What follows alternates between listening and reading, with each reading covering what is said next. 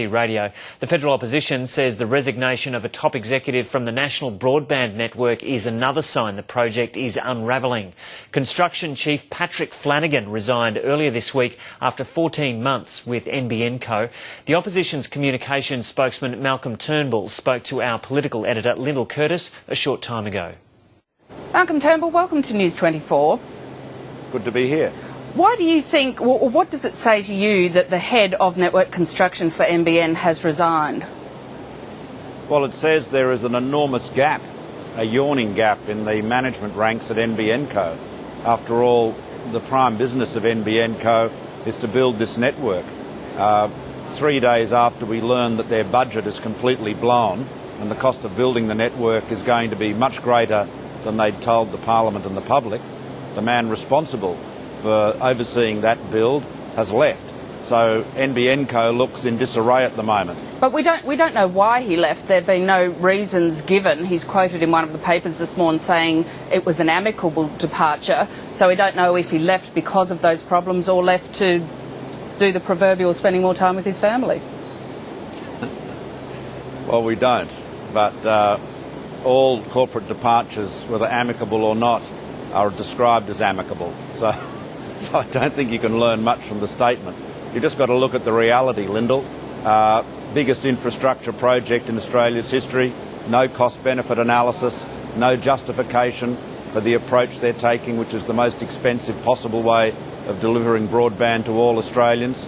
They have a tender with 14 companies that comes in and tells them that their budget is wrong and that they've underestimated the cost. We don't know by how much. And then the guy responsible packs up and leaves. So you don't have to be Inspector Clouseau to work out that there is something amiss here at NBN Co. So you don't believe there's any evidence of price gouging by the contractors who were putting in tenders for that bid? Well, that is really an offensive and ridiculous statement from NBN Co. I mean, if they want to sustain that, let them put up some evidence. I mean, they set out a budget for a cost of building this network. They said it would cost $36 billion in CapEx.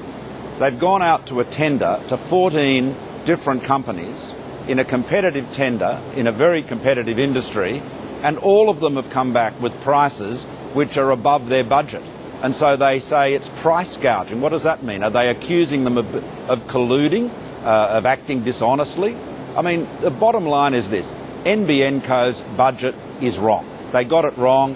They should just acknowledge that, recognise this is going to be an even more expensive project than they've told us, and the government should, for heaven's sake, stop hiding behind NBN Co and face up to the facts. They haven't done their homework. Now is the time to do a thorough cost-benefit analysis and ask the question and get it answered.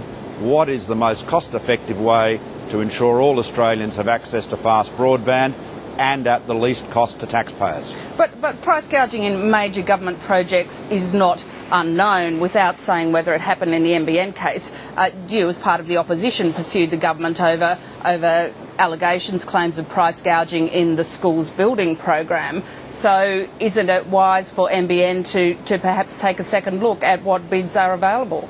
Well, BER was a different situation because the government was trying to get these school halls built in a screaming hurry, and they didn't go through the normal competitive process that you would for a normal government contract.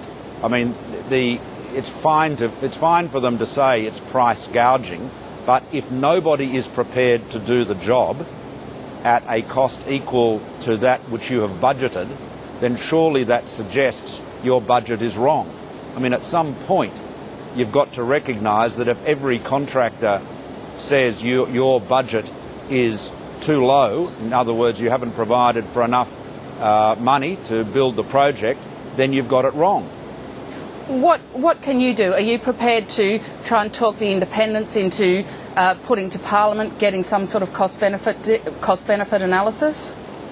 Well, I'm an eternal optimist, so I'm happy to have another go at it, but the independents have had many opportunities now to support a rigorous cost-benefit analysis.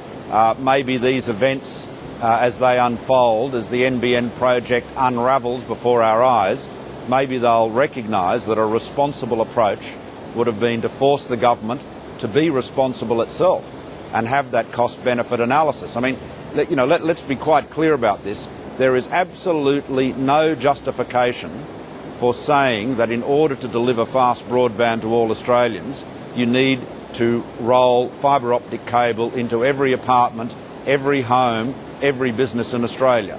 This is a vastly overcapitalised, over-engineered project. You only have to go to Korea, where I was recently, which is supposed to be the world's leader in this area.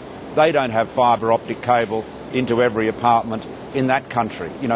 We are doing something which is uniquely expensive, uniquely over-engineered in the world.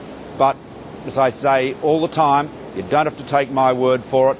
Let's get the Productivity Commission to do a thorough cost-benefit analysis, say to them what is the fastest, the cheapest from a taxpayer point of view, the most cost-effective from a user point of view to deliver fast broadband to all Australians, and then see what they come up with. For heaven's sake, there's too much money involved here, Lyndall, for the government to continue being so reckless. If I could get your views on a couple of other issues, it looks like the Treasurer is going to rule out the merger between the Singapore Stock Exchange and the Australian Stock Exchange on national interest grounds. Does that surprise you that the Foreign Investment Review Board has come down on that side?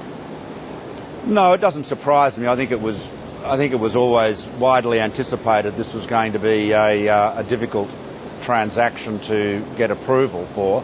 Although I must say the way Wayne Swan is going about it is as far as I can recall, without precedent, actually advising what the Foreign Investment Review Board's recommendation is, and saying then that he is disposed to agree with it, but then seeking last-minute submissions, so presumably he can overrule the FIRB himself. I don't recall that approach being taken in the past. Maybe it has, but it seems a very clumsy way to go about it. And finally, a former Howard Government Minister, Amanda Vanstone, wrote an article earlier this week cautioning Tony Abbott not to lurch too far for the right, saying one of the problems for him is that he's been etched in the public's mind as a warrior for the right within the Liberal Party, and that there's space for major parties for people with views at the outer edges of the curve. But if these people are seen to dominate the agenda, the public takes that as a message about the party's real flavour. Do you think Mr Abbott is in danger of taking the Liberal Party, making the Liberal Party being seen as too far to the right?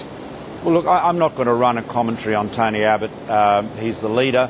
He's doing a good job. Amanda's free to express her views, and she's very experienced and well-respected Liberal, and of course former Minister and former Ambassador.